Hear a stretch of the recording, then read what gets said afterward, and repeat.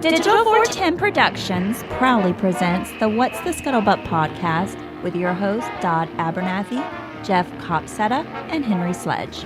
Welcome, everybody, and welcome to another episode of a favorite World War II podcast, the What's the Scuttlebutt podcast. Welcome, everybody. Here we are. Before we get started, I don't know if you guys have a drink in front of you, but if you do, let's raise it high. Here's to the 15-year-olds around the world who drive their parents crazy and all the patience and nerves they've destroyed. Huzzah. Throw a 14-year-old in there too sometimes. Yep. So to all the parents out there of teenage kids, this Christmas isn't for you or your spouse or your bank account. It's to hopefully get the kids off your back for a few days and maybe ride New Year's Eve in with a little bit of merry and joy. But speaking of merry and joy, joining us as always, Merry himself, Henry Sledge, and Joy himself, Jeff Copsetta. How are you guys doing tonight? I think I'd rather be Joy than Merry. Well, you know, it's alliteration, Jeff, and Joy, so, you know. Oh, okay. Get it. But Joy has someone in his studio for the first time ever on the What's the Scuttlebutt podcast. We are bringing in a guest live via another person's studio and not via another internet connection. So we're making history here. Jeff, why don't you explain to our fine listeners who are watching and the fine people who are listening tomorrow what's going on over in your house, fella? Yeah, so I kind of reconnected with a long lost friend, and we had a great conversation over dinner that we're gonna get into here in a minute. But I'll let him kind of talk a little bit about himself here. But his name's Dennis-R-Blocker, and again, he's a great friend of mine, and it's just nice to see him. And thanks for making the trip, man. Oh, thank you. You know, we're not like next door neighbors. You had to go through the gauntlet of San Antonio traffic. Oh boy. So I've experienced that once, and that was enough for me. I ran back to Florida post haste. Right. So yeah. Welcome to the show, sir. Me. So Dennis and I, and you may be able to tell the story a little bit better because a little bit more backstory, but you know, for some of the listeners that know, you know, my tenure over at the Nimitz, Dennis kind of predates that. He kind of got the ball rolling for me. And it was just kind of an odd, just a by chance, I see a sandwich board at the library, the public library here in Burnet, which, you know, now I'm serving actually that same library. Now I'm sitting on their board and trying to do some good things there. But I'm driving through our old historic square and I see a sandwich board that says Pacific War Historian this weekend. And yeah, obviously I raised an eyebrow to that. And luckily I went to see what that was all about. And that's where I first met Dennis. But like he explained earlier at the dinner table, it really started before that. Yeah. And I'd like for you to kind of pick up from there. Sure. I appreciate y'all having me on here. My mother, her father, my grandpa Lemke, they were from Wisconsin, up in the Northwoods, Park Falls, Rhinelander, way up there in the Northwoods. And they're all loggers, carpenters. Every corner of the street, there's a bar. It's a rough place and a lot of hardy people, hard drinking people. And my mother knew her dad was a tough guy and that he was all about business. But she did recall in the middle of the night when she was a kid, this would have been in the late 1950s, she recalled hearing her dad scream out in the middle of the night. And grandma would come in and see my mom, and she would just whisper that everything was fine, just to go back to bed. So then years later, when my grandmother died in 1998, shortly thereafter, my grandpa killed himself. And my mom said, I want you to find out. I was massaging her shoulders one day at the table, and she said, I want you to find out what happened to Daddy during the war, because I really feel like he saw a lot of bad things and that he was probably worn down by it. And I says, well, you know, what do we have to go on? You know, I knew he was in the Navy. I'd seen the pictures, but I didn't have any idea where. And she said, well, that's all I know, the Navy. So it was like, goodness gracious, you know, but this is an insurmountable task. Was he the Pacific? Was he the Atlantic? Was he stateside the whole time? I mean, it just, but of course, it's your mom. So you're going to say, yes, of course, I'll do my best. This would have been 01, so 2001. Internet was iffy, right? Our family didn't have a computer, couldn't afford one. And online resources are nowhere what they are today either. Because I was going to ask, where do you start? Where do you start in 1998 on that task? That's right.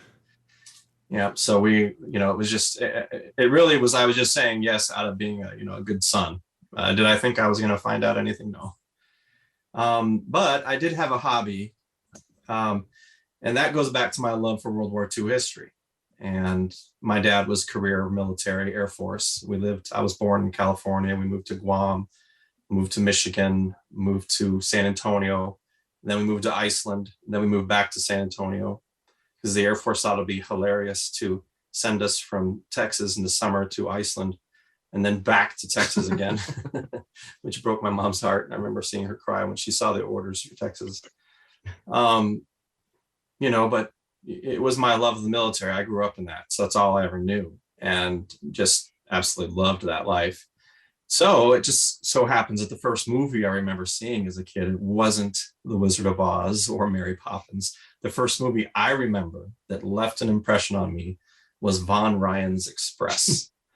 And that's with Frank Sinatra. And I just loved that movie. I loved the Technicolor. I loved how brash the Americans were and cocky. I loved how daring and risk-taking the British were, trying to break out at all opportunities. I loved the Germans, who were the best dressed of World War II. And I just loved it. And I loved their uniforms, just loved it, right? Well, then when I find out that, of course, my grandpa Blocker served in the Navy. My grandpa Lemke served in the Navy. My dad's grandpa, Frank Sobin, served in the army in Europe and was killed in the siege of Aachen and is buried in Belgium. We have a family, the Mears family, who we're in contact with. They're friends of our family. They have adopted his grave. They're Belgians. And they take pictures all of our holidays. They take pictures at his grave. But so World War II was a big deal for me.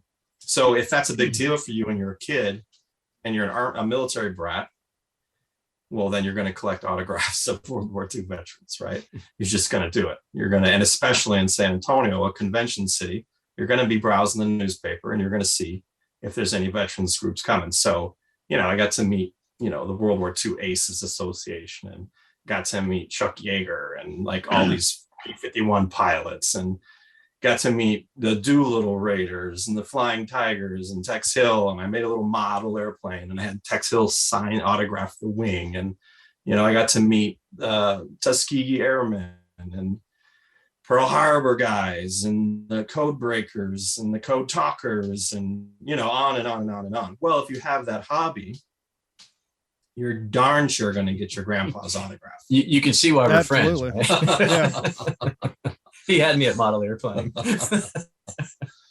You're darn sure going to get your grandpa's autograph. So, when your mom says, find out what happened to daddy during the war, and you have no clue, then you recall, okay, grandpa signed one of my books. So I went to it, and thank God he signed it. Seaman First Class, Cliff Lemke, LCI 449. 1943, 1945. That's awesome. And my mom says, I think I remember Grandpa circling and then finding a map in that book. And I think he circled islands where he was.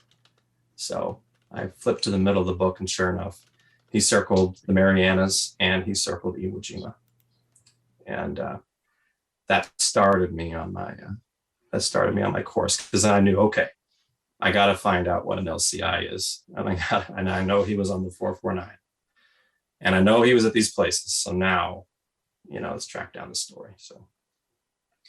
So fast forwarding a little bit, as I'm trying to recall from a book talk, that you did years ago, when we first met, 449, you had mentioned to a veteran that kind of was like, oh. Yeah. So that was that was actually a convention in San Antonio. There was a LCI Association convention that was showing up in the newspaper. Well, that was a no-brainer, right? So I go down and I park at the River Center Mall, walking between the Manger Hotel and the old Joski's building along the alley there. And there's just guys everywhere wearing blue hats with this gold embroidered hats that say USS National LCI Association. So I was just like a kid in the candy shop. I mean, I had struck gold. So just stopping everybody. My grandpa was on an LCI. Which one are you on, sir? And it was like, 555 and 629, 973, 1091. So of course I'm doing the math on that, right? And the laws of probability. It's like, okay, 1091. Like, oh my gosh. It's like the chances of me finding somebody from the 449. I mean, there were a lot of LCIs.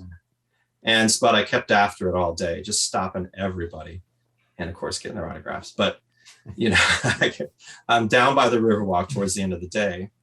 And I see a couple guys getting up from the table and they're reaching for their wallets, figuring the tab for the tip and whatnot.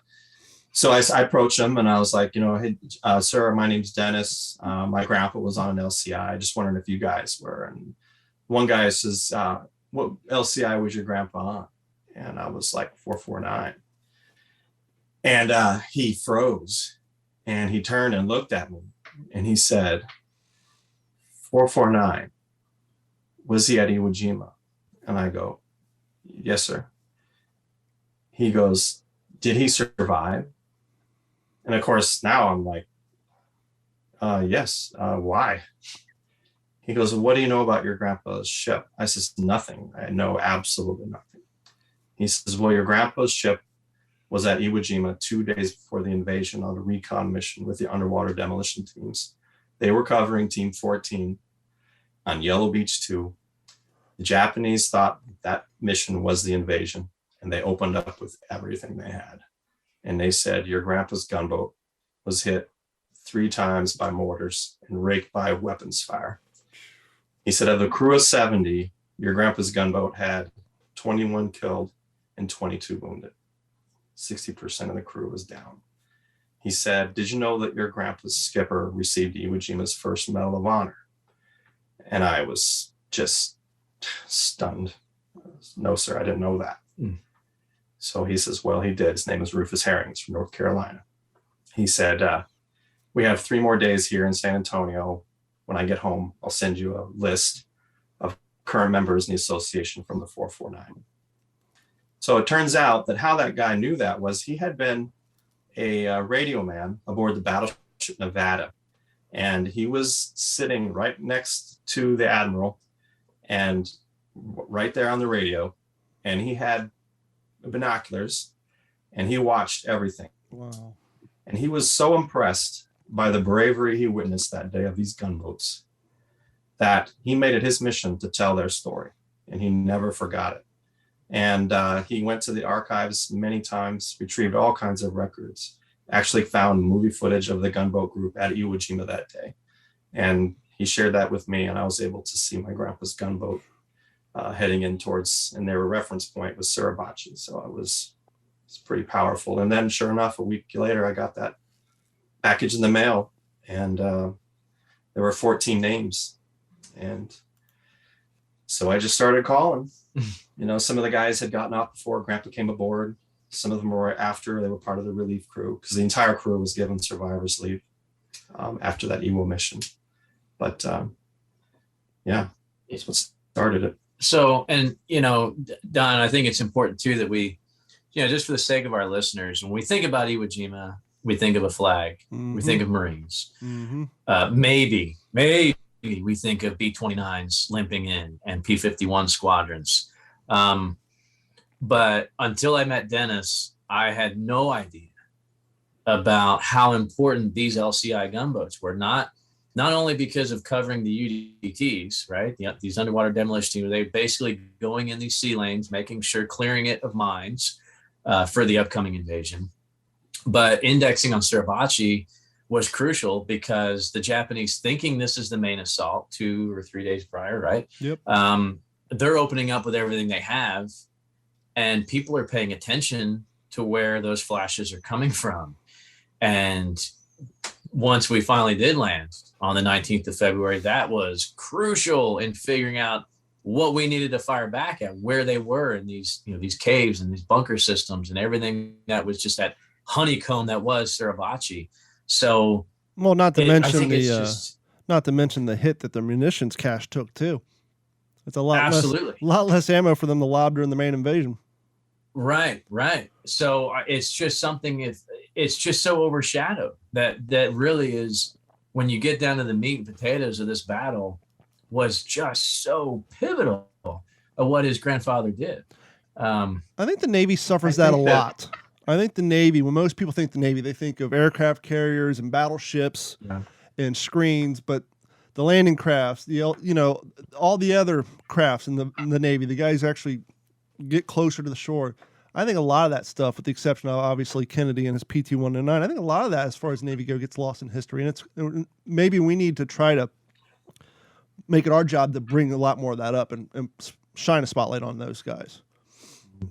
Absolutely. So that's really, if I could interject something, if there was ever one moment, I think that could encapsulate what happened with these, it was LCI Group 8. And they were part of LCI Flotilla 3. And there was 12 gunboats. And they were heading in to cover these demolition teams 12, 13, 14, and 15. And so there's about 100 frogmen in the water. And these gunboats are going in. They're going to lay down rocket barrages. They're going to, just cause mayhem, draw attention to themselves. Well, they definitely drew the attention. But I think if there's any one phrase that could sum up what ended up happening, it would be the final report from the commander of all UDTs, Captain Eugene Red Hanlon. He said that he wished, and he actually recommended, that they take an excerpt from the radio traffic of the gunboats to the command ships. He recommended they excerpt one of their messages that he overheard himself. And it was one of the gunboats that had been hit several times. It had come out, would take to get casualties off. And then the radio message was, "Fires under control, request permission to return to the firing line." Wow. And it wasn't fires extinguished. It wasn't holes are all plugged in the ship. It was fires under control, request permission to return to the firing line. It just left such an impression on him. And what ended up happening was there were beady-eyed sailors all over the Texas, the Tennessee, the Nevada, all over the destroyers that were there, the Twigs, the Hull, and these guys were seeing where these Japanese guns were firing from, and they were jotting them down. And the Nevada and the Tennessee, just bravely steered point blank. 12 gauge shotgun to the face. Wow. They went point blank. And there is records of Japanese artillery tumbling down Suribachi from this barrage that these battleships unleashed, because they had been firing on the gunboats, and they revealed against Kobayashi's orders. He actually told them not to fire, but they did. And they weren't there on D-Day. And and an example of how accurate these artillerists were in Suribachi, the gunboats that were on the left flank, that was going to be the 474, the 473, the 455. These gunboats were getting holes right through the giant numerals on the bow. Like, these guys were punching holes in the engine room. Like, my grandpa's side, now they were more to, Yellow Beaches. So they were getting mortar, they were getting, machine gun, this and that. But those guys, they were dealing with the artillery, and they were so accurate. They actually put one shell, opened up the hole to the engine room in the 474, and then another shell through the same hole and then blew up the engines. But those weapons weren't available on D-Day because they had been taken out by the battleships. And it's a tremendous, when, and I always, one of the things that I like to comment on whenever I have the opportunity is, when the Marines were heading into the beaches that day on the 19th, they were traveling over water that held 54 sailors who had died, who were resting on the ocean floor, wrapped in canvas, and they had gone down, they had died, and there were, 150 wounded out of these gunboats, and the 474 was sunk, and 3 of them had to be towed back to Saipan, and it was 1 Medal of Honor, 11 Navy Crosses, about 100 Bronze and Silver Stars, and over 200 Purple Hearts awarded to this tiny group of maybe 800 sailors, and nobody knows it happened. Yeah. So, I don't want to fast forward too much, but you clearly answered the call of your mom saying, "I'd like to know what happened to Dad, Grandpa." And so you kind of found these little crumbs that led you the way to what is now an incredible book. Yeah. So, can you maybe pull a couple of these? I know you said you interviewed like 400 people. Yeah, it was about 400. 14 years. For the sake of our research. audience, can we get the name of the book? Oh, yeah.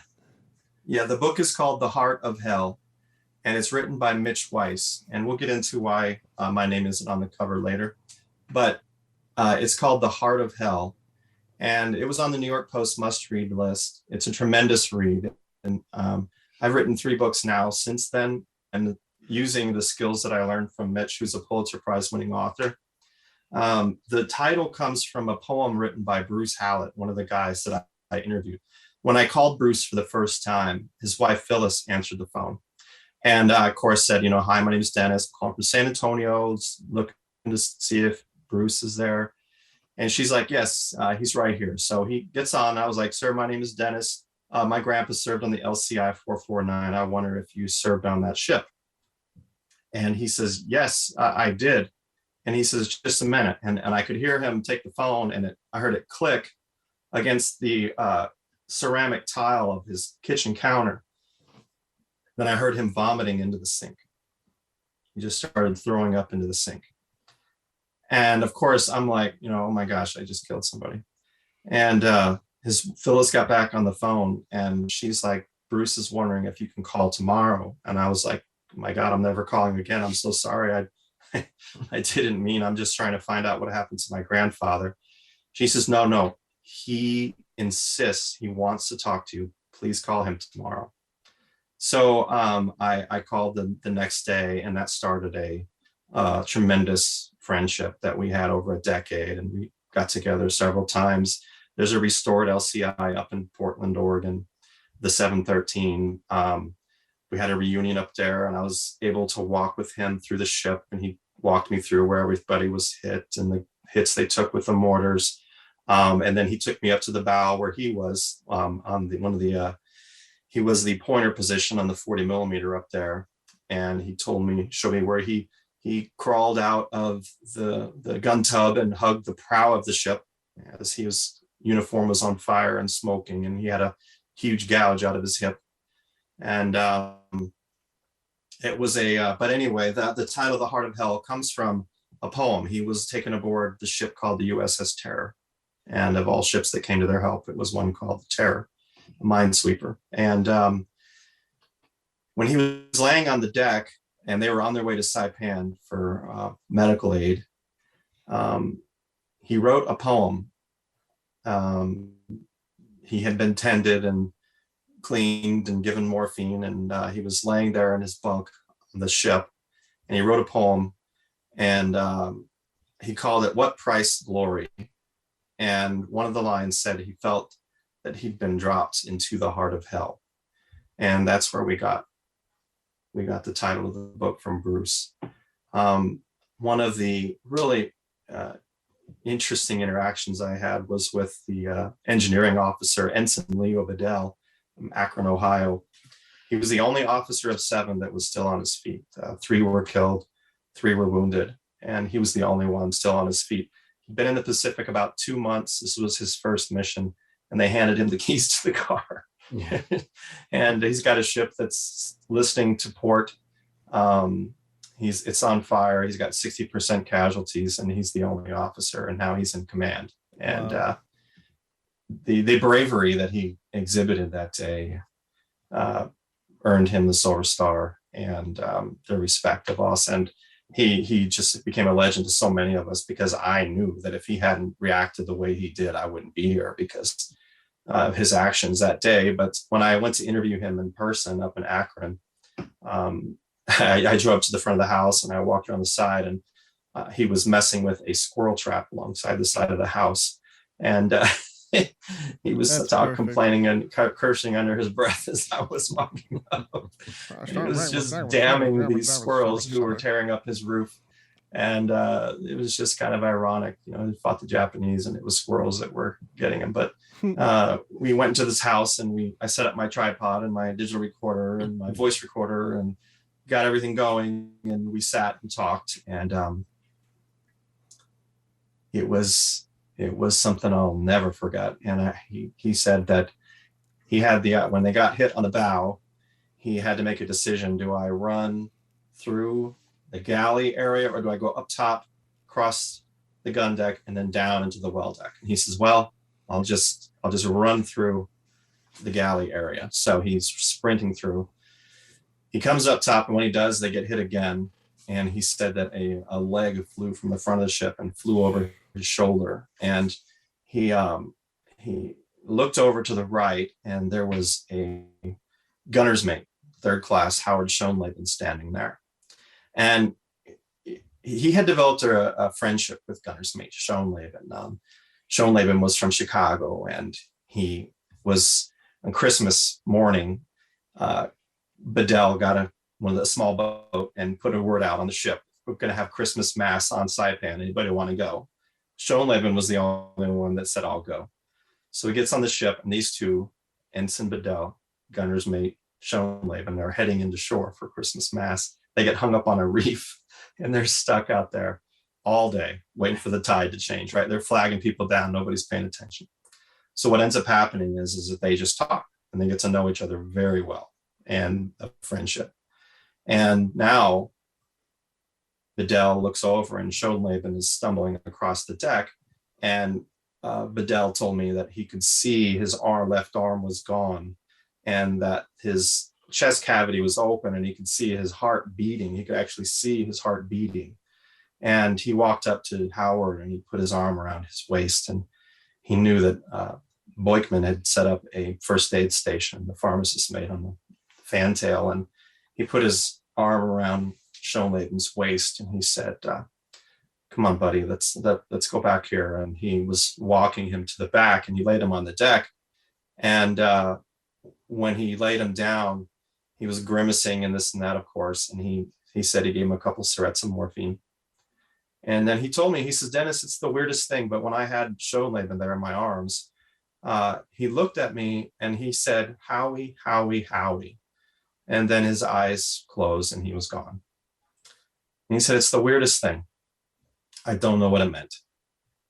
Well, a couple years later, I was visiting with one of the crew members who was in a photo with my grandpa on the ship, Seaman First Class Charles Hightower from Russellville, Arkansas. And I asked our Hightower about Schoenleben. And he goes, yeah, I remember Schoenleben. He goes, before we went to Iwo, the mail finally caught up with us at Saipan. And Schoenleben got a letter. And he says, I'll never forget it. Schoenleben running around the ship, waving this letter over his head. I have a son, I have a son, I have a son. And his wife had named him Howard after himself. So now I knew what Howie, Howie, Howie meant. And now I have a new mission, right? So I went to my computer and I typed in Howard Schoenleben, Illinois, Chicago, Illinois, no hits. So then I broadened it, Illinois, no hits, okay? United States. And there was one, San Diego, California. So I called, I left a message. Mr. Schoenleben, I think my grandpa served with your dad. If you give me a call. He called back a couple of days later and he said, I appreciate the call, but I don't think my dad served with your grandpa because my dad was killed during the war. I says, was your dad killed on February 17th, 1945 at Iwo Jima aboard a LCI 449. And the line was quiet. And he said, "How'd you know that?" I says, "Well, what do you know about your dad's death?" He says, "All I know is that we got a letter in the mail saying he'd been killed and was buried at sea per naval tradition." I says, "Mr. Schoenleben, I have an amazing story to tell you." And I told him that your dad said your name 3 times at Iwo Jima and died. And he told me later, he says, "You know, Dennis, in that moment, his picture had always just been just some man. But in that moment, he became my dad." And he says, "And you changed me forever." And then the story gets even crazier. Because even now, I still do it. I'll go on in message boards and I'll run a Google. I'll just put in a sailor's name, someone who died.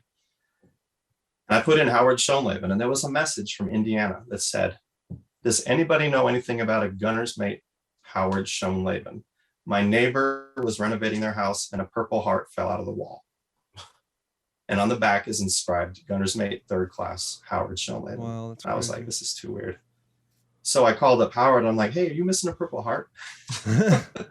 He says, he goes, "Yeah." He goes, "We lived in Chicago when I was born, but my mom's folks are from Indiana.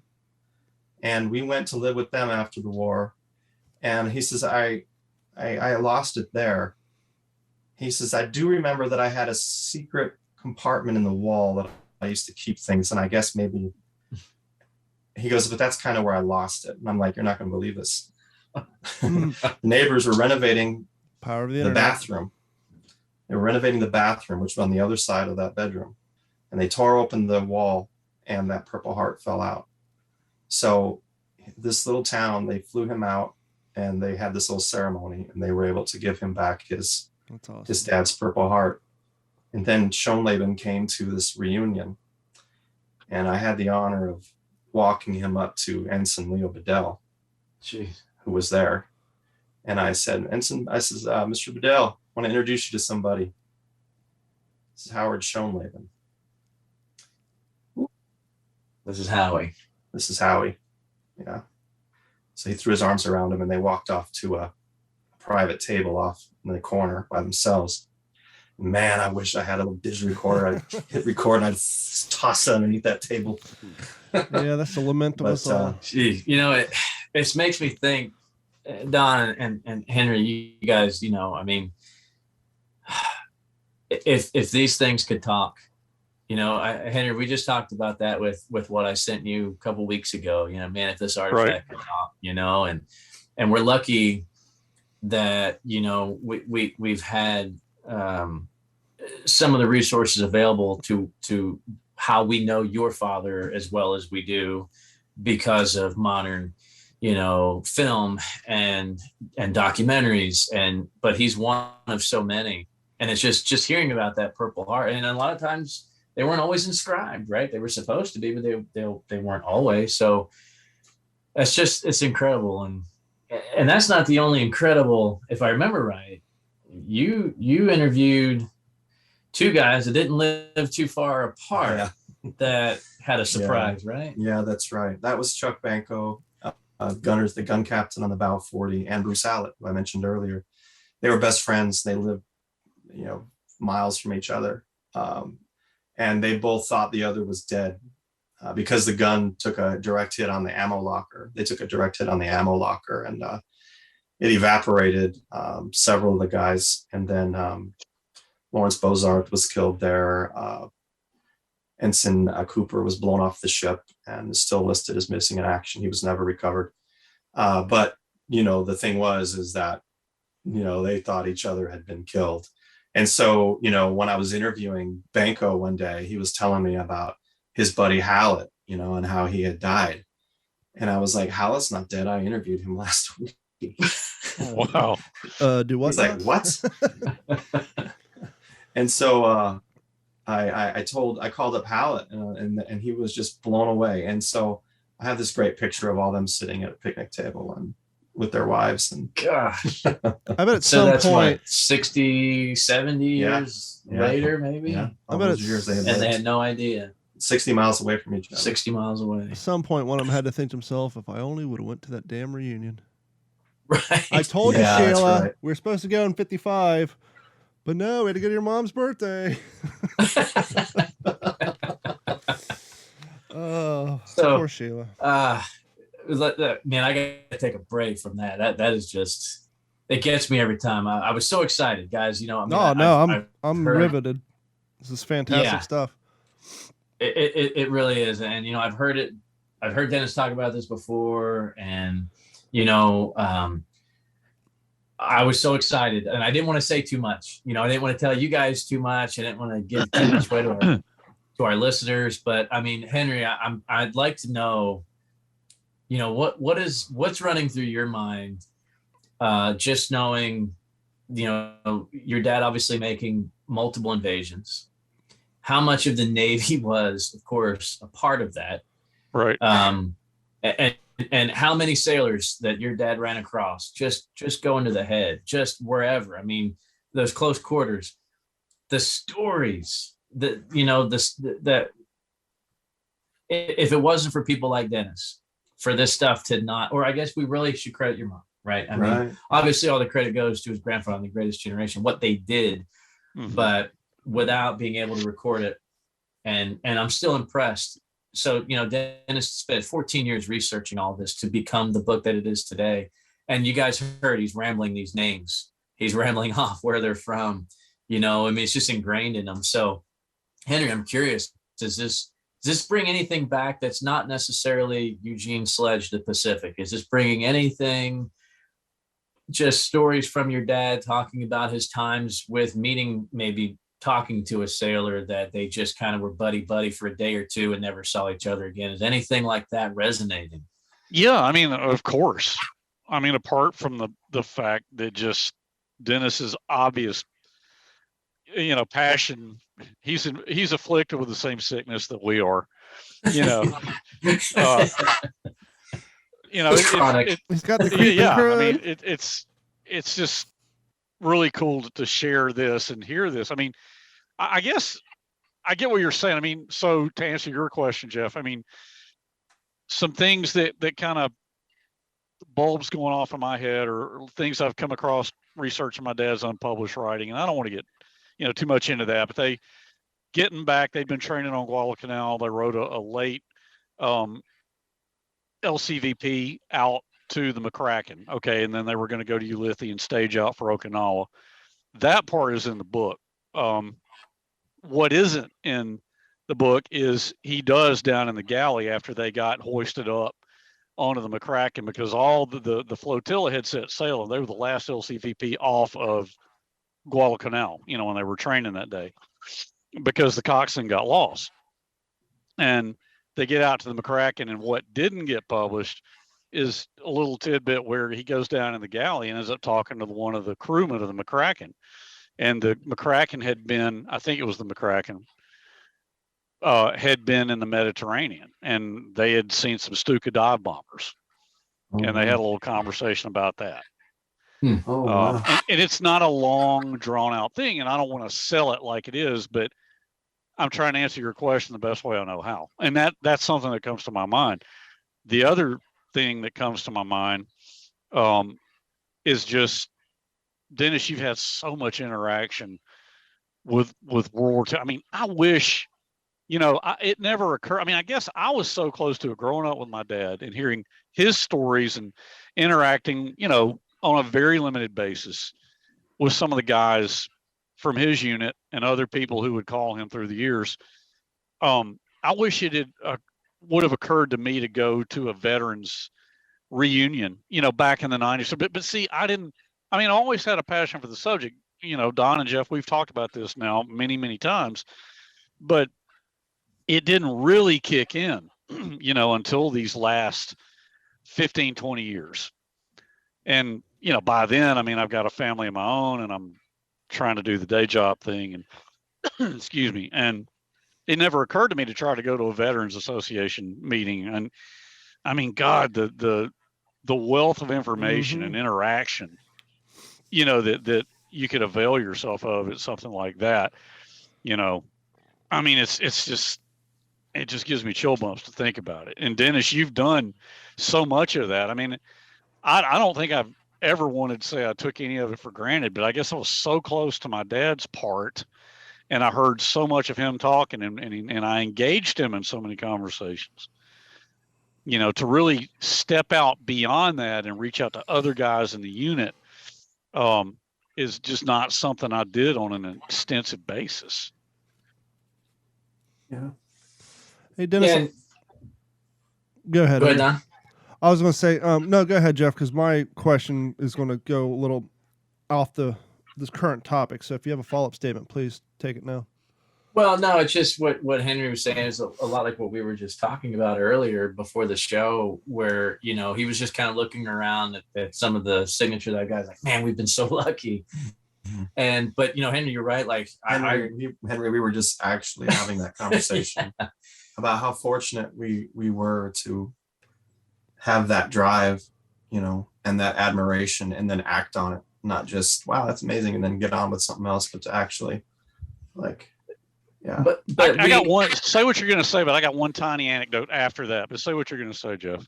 No, I think we probably all maybe took a little bit of it for granted because, like I mentioned to Dennis earlier, I mean, yeah, I've got a few 8x10 glossies that I had signed by World War II vets, but, you know, in middle school, I told him I just had like a piece of notebook paper that I would carry around with me that had all these signatures. Who knows where that's at now? But then I think about my son.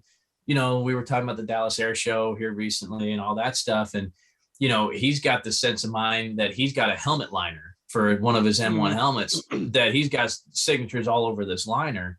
But he's talking to guys that are like 101 years old that are just kind of nodding because they can't understand the word you're saying. They can't hear. Right. Oh, yeah, they're saying, you know. But I was talking to guys. We were talking to guys in their, you know, 70s that were walking around. Oh, my dad's 72. I don't think of my dad being he can't be 40 in my mind, but he's 72. Sharp. And that's the age of you know, it was 50 years ago for them. And there was always going to be World War II vets, you know, and Yeah. I remember, you know, mentioning at an air show, there'd be 6 or 8 Tuskegee Airmen under a canopy, like, oh, I'll talk to those guys later, you know. And, you know, I think what spurred that was we talked about, of course, what's been probably over talked, but we talked about a little bit about the crash at the Dallas Air Show. And I took pictures of every airplane there, but I didn't take pictures of the Texas Raiders because we were going to go in it later that day. And I didn't take a picture of the P-63 because I've seen it 10 times. And going back through my pictures of the air show, it kind of dawned on me, wow, those are the only two airplanes I didn't take pictures of because you take it for granted. Yeah, you do. And it's so true though, because like I've been reenacting for 10 years.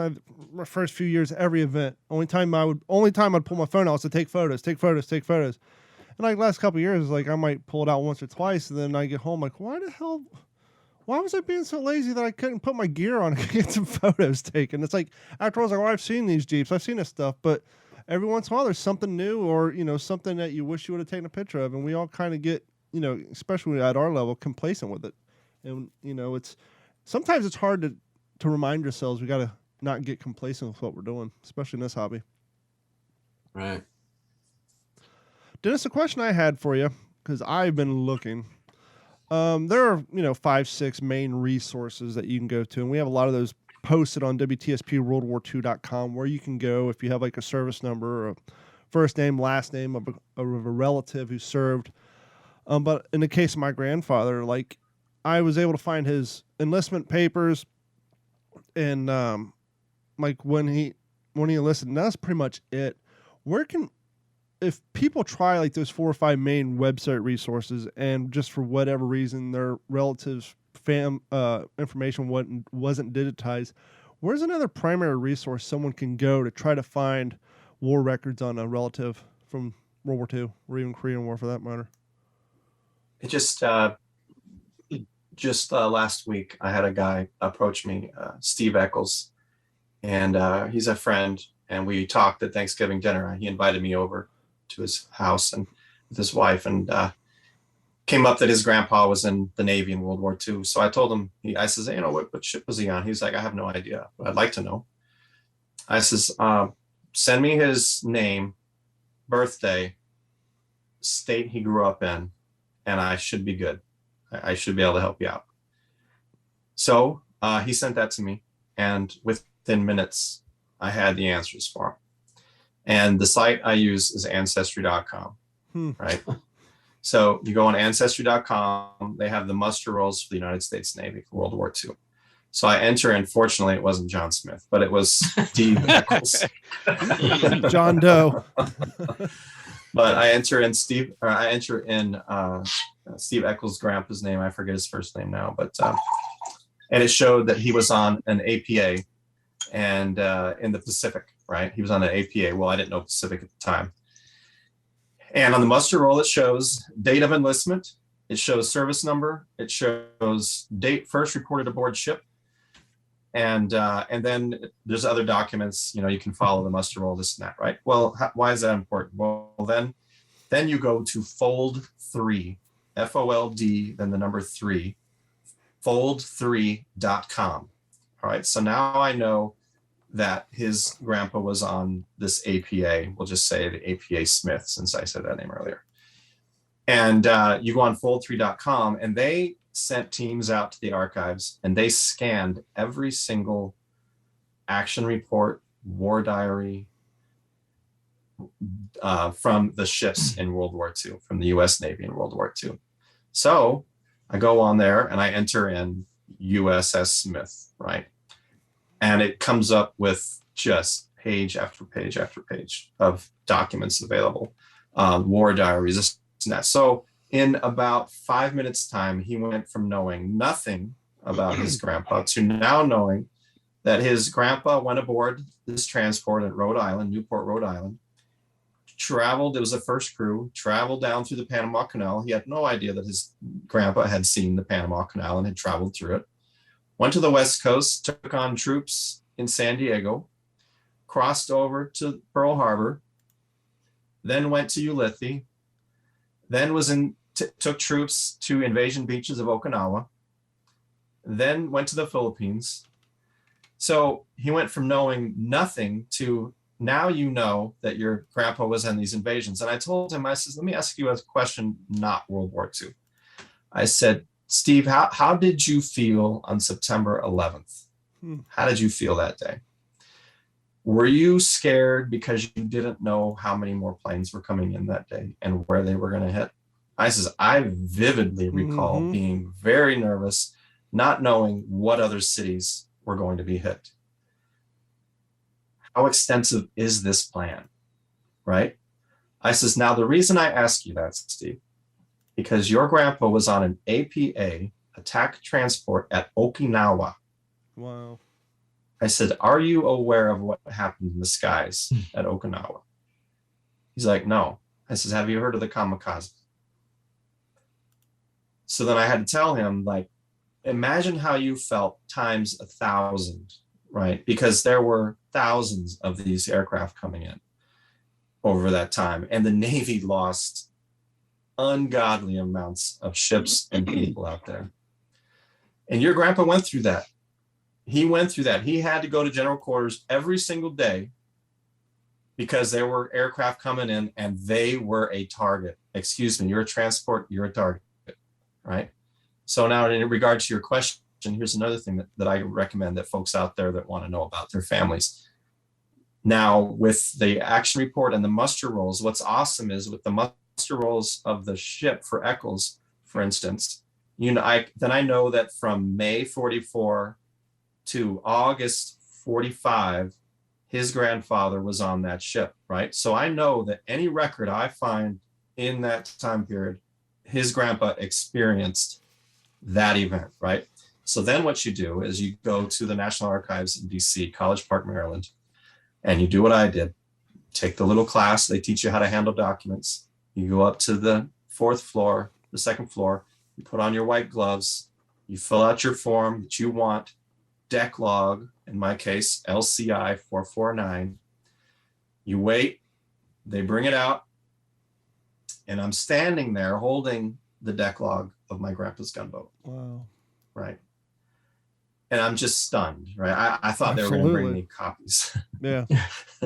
So I'm standing there holding this. It's got coffee stains. It's got, and they're looking at me, these college student interns, and they're like, "Can we help you?" And I'm like, "This is the deck log from my grandfather's gunboat. This was with him in the invasions in the Pacific." They're like, "Yes." And they just kind of turn me and push me toward the tables. Go that way, young man.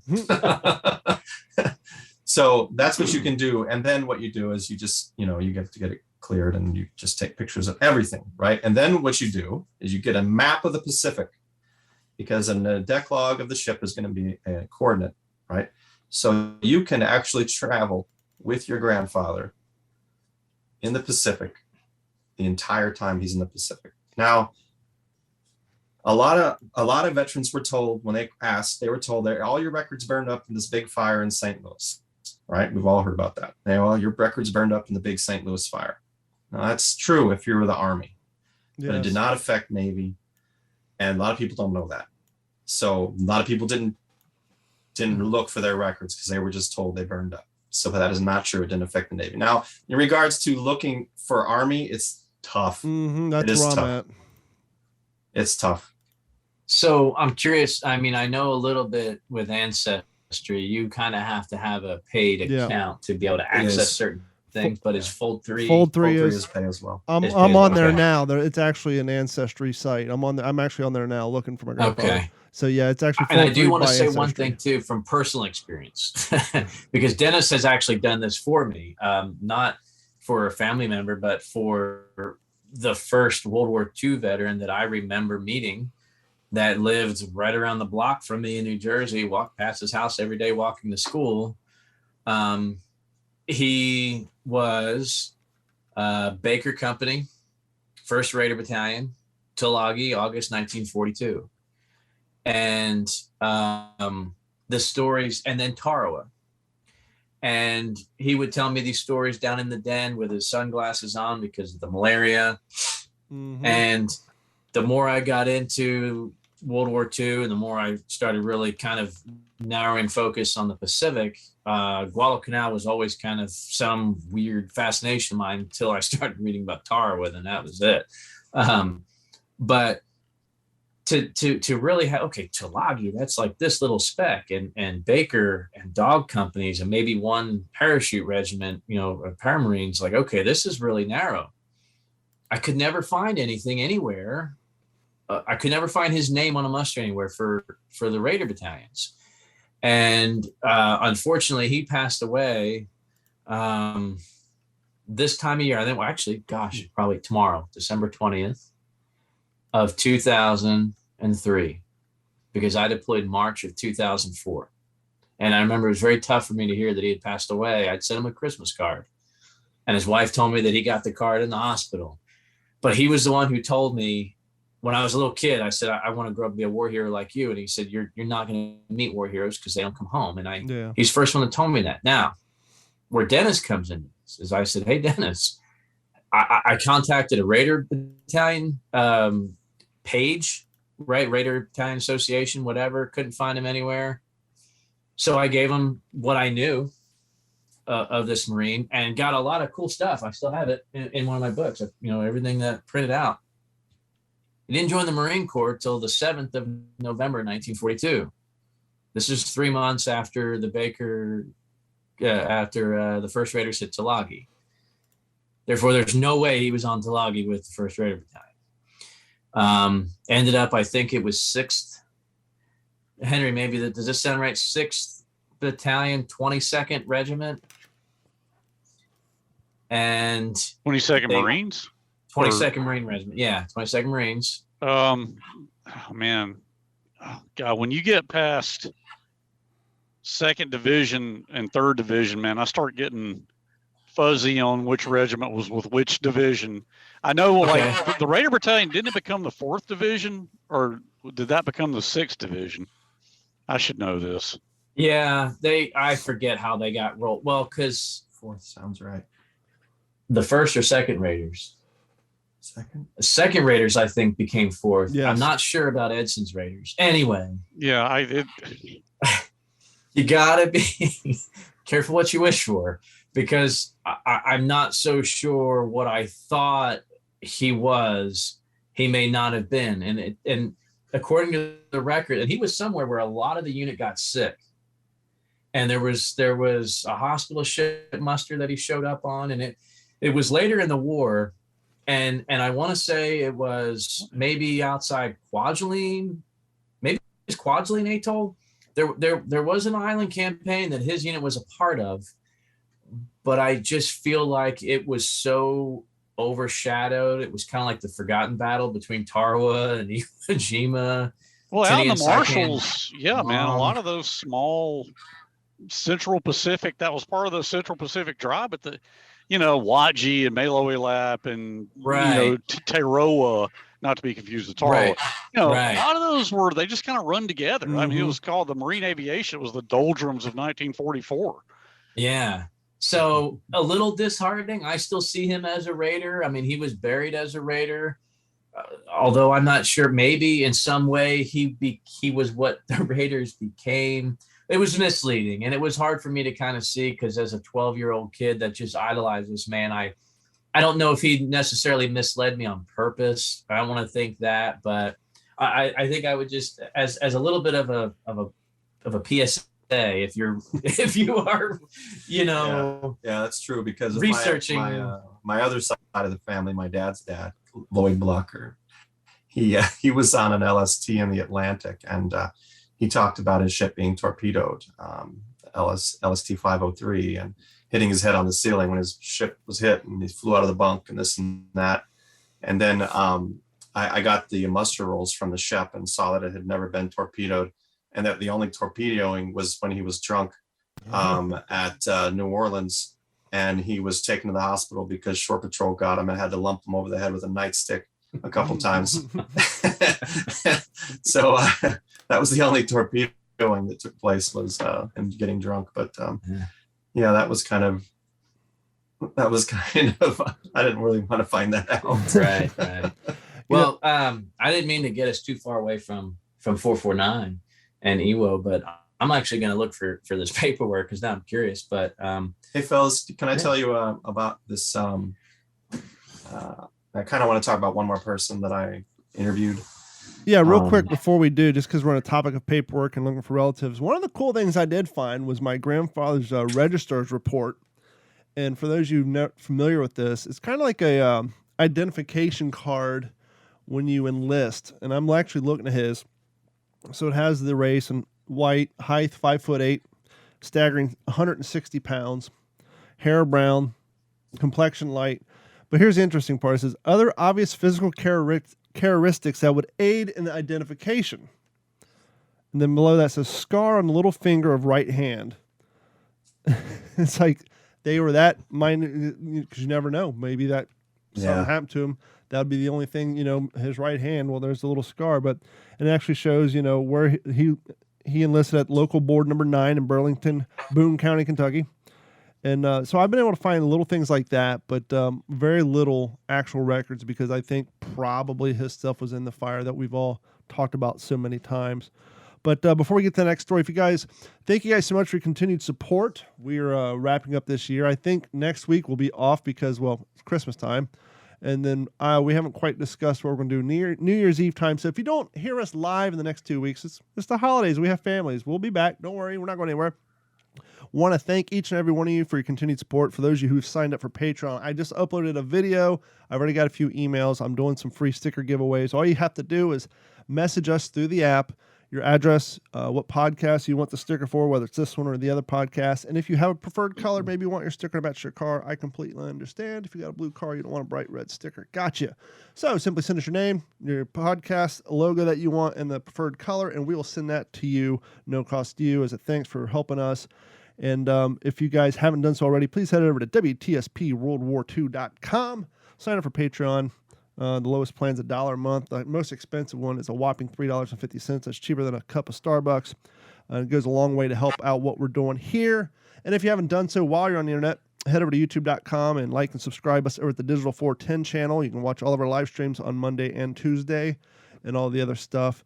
And then, of course, don't forget to follow us on Instagram. We're over there at What's the Scuttlebutt. You can find us there. And go ahead, Dennis, with the story of the next person you want to shine a spotlight on. It's actually Mary Uhrig from Orange City, Iowa. She was a tough nut to crack. I knew that she was married to Ensign Frederick Cooper, who was missing in action. But whenever, and she was always very helpful with like letters that he wrote her, providing me copies. I ended up accumulating about 500 letters that were written from the fellows to their families. But she wouldn't get into any details, and I couldn't figure it out. It was frustrating. And then about 10 years later into the research, she calls me up one day and she says, "I'm ready to talk." And I said, "My goodness, okay. Oh, what's changed?" She says, "My husband has passed away." I was like, "Oh, okay." She felt that it was kind of disrespectful to talk about her other husband while her, you know, Sure, what I'm saying? It was like this respect thing. And so I told her, I says, "Well, just a minute. I want to get Mitch Weiss, the author, on the phone as well. So let's set up a time that we can get this fresh, first telling." So she's like, "Okay." So we set up the meeting. We get me, Mitch, and Mary on the phone. And I had a digital recorder going, of course. And she told us that when Fred went to San Francisco, he was going to catch up to the ship. They had already been through several campaigns of the Marshals. They were at Kwajalein, Eniwetok. They had been on the small island chain campaigns, and they were going island to island to island, wiping out the different Japanese weather stations. And he had missed all that. He missed the Marianas. And so he's shipping out. His first mission is going to be Iwo. Anyway, she sends her a telegram and says, I'm in San Francisco. I have 3 days. Come, please. And leave Rebecca with my sister, Eulela, and just come out and be with me for a couple days. So she gets on the train and travels across from Iowa over to San Francisco. And she's fretting about, you know, do I have the right outfit on? Do I look good? Am I too, do I look thin, you know, and this and that. And of course, he's just so glad to see her. And she steps off of that train and she sees him immediately and he's just beaming.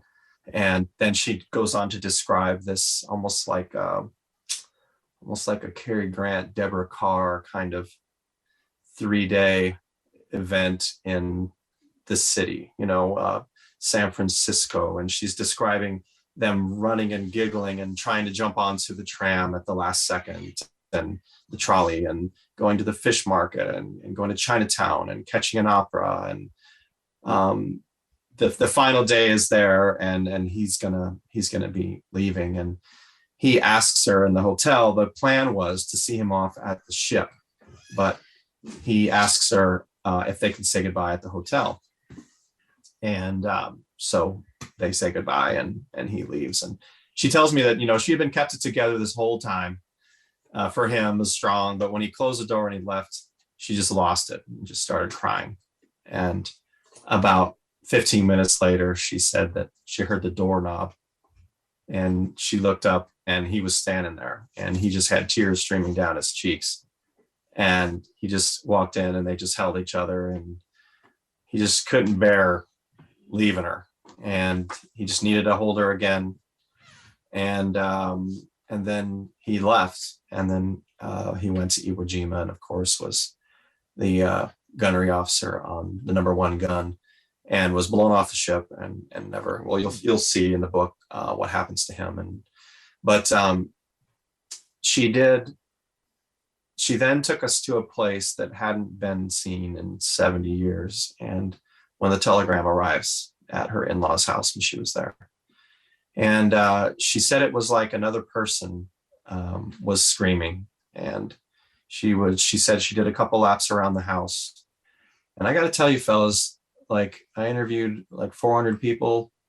Like this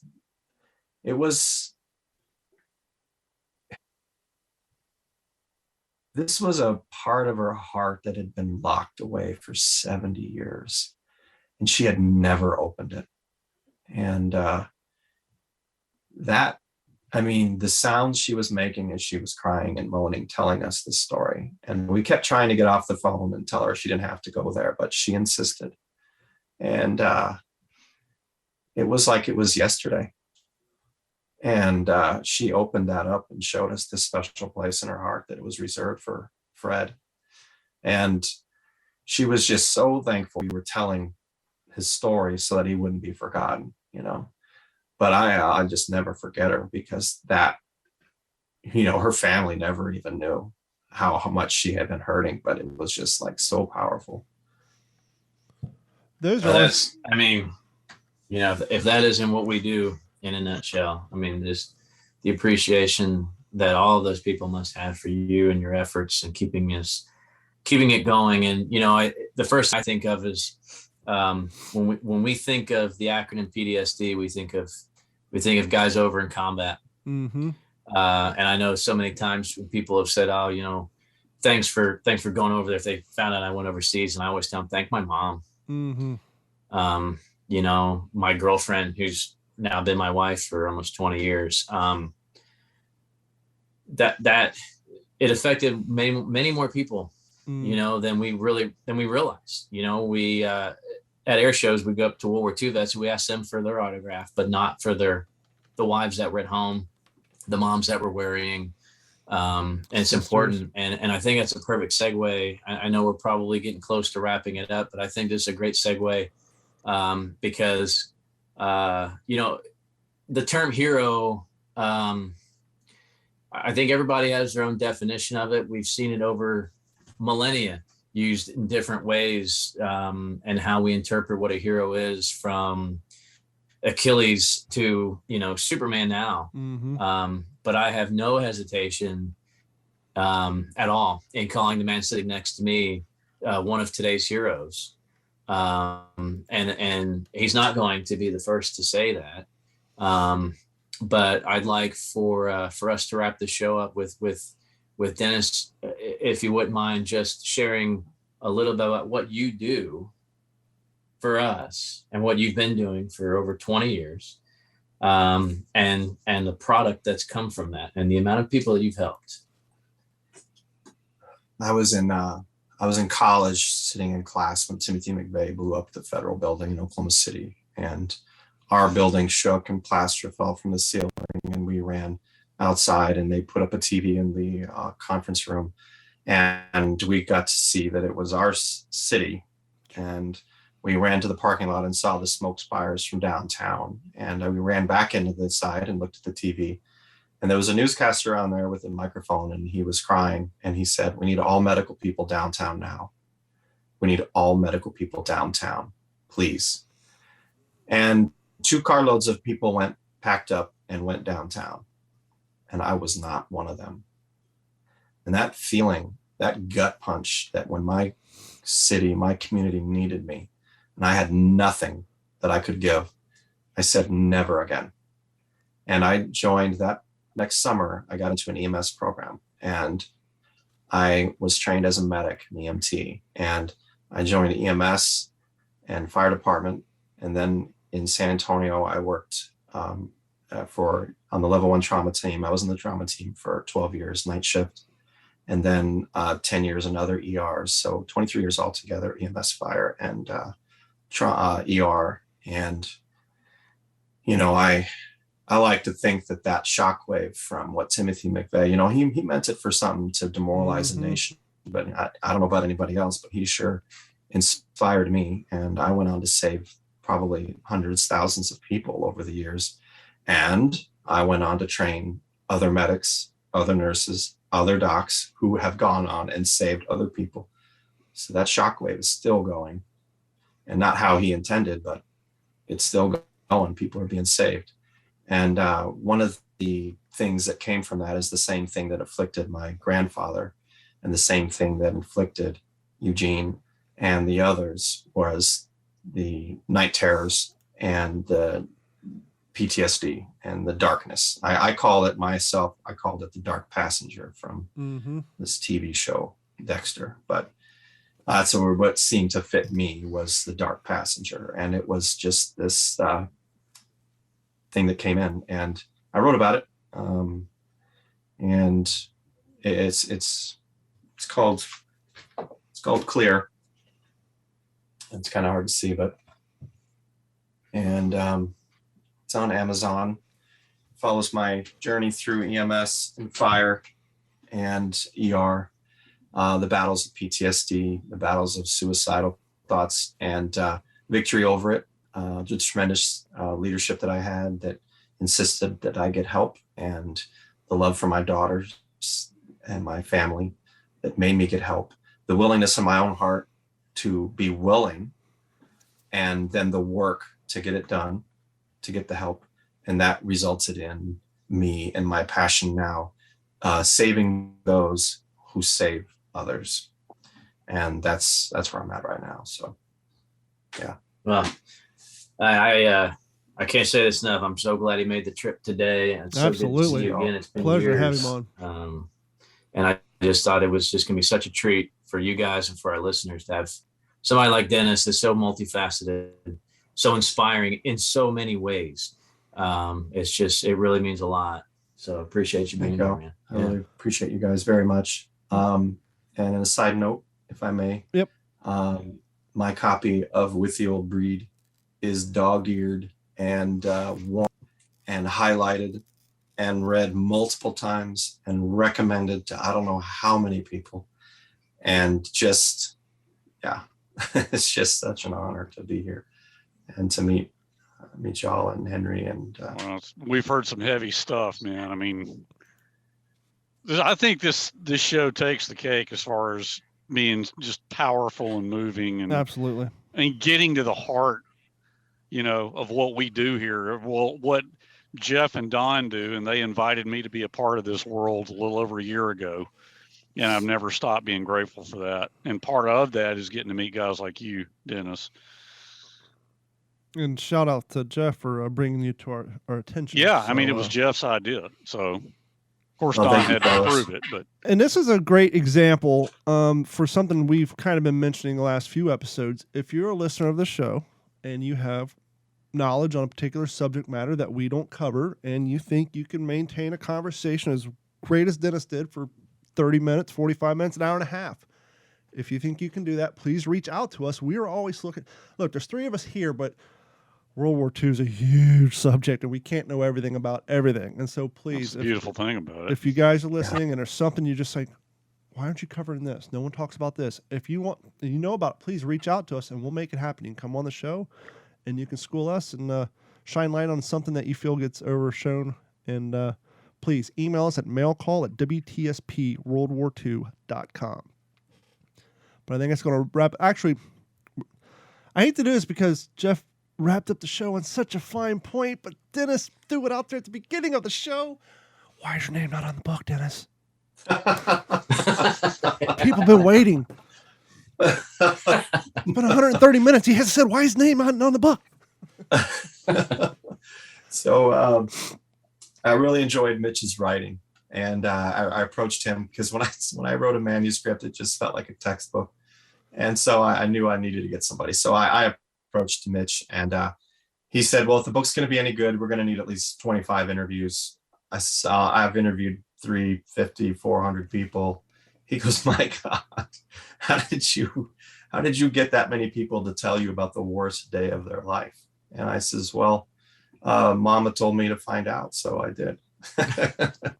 But the reason I'm not on the book cover is that he indicated to me early on that it would not be profitable for him if he had to share the proceeds, the royalties, and he didn't want to share the book cover title with anybody else.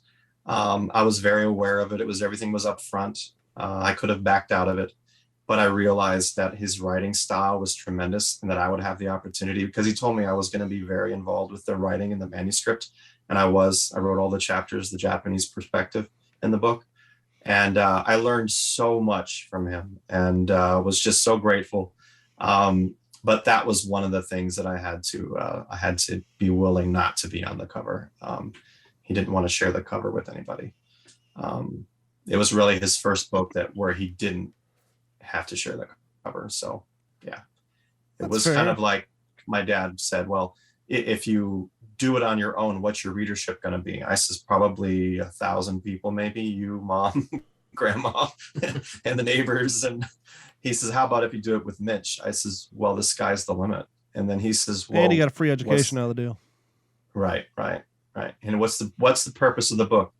So that people will know about the LCI gunboats at Iwo Jima and what happened. He goes, well, there you go. What do you want to do? Do you want to have a readership of 1,000, or do you want to have sky's the limit for Grandpa's story? Well, then that made the decision, right? And I think on that note, And, you know, real quick, I don't know if anybody else caught on this. I don't know if you care if I mentioned this or not, but, you know, we've caught Dennis's last name Blocker. You know, if you're familiar with old cinema, old TV shows, maybe the longest running TV series maybe ever.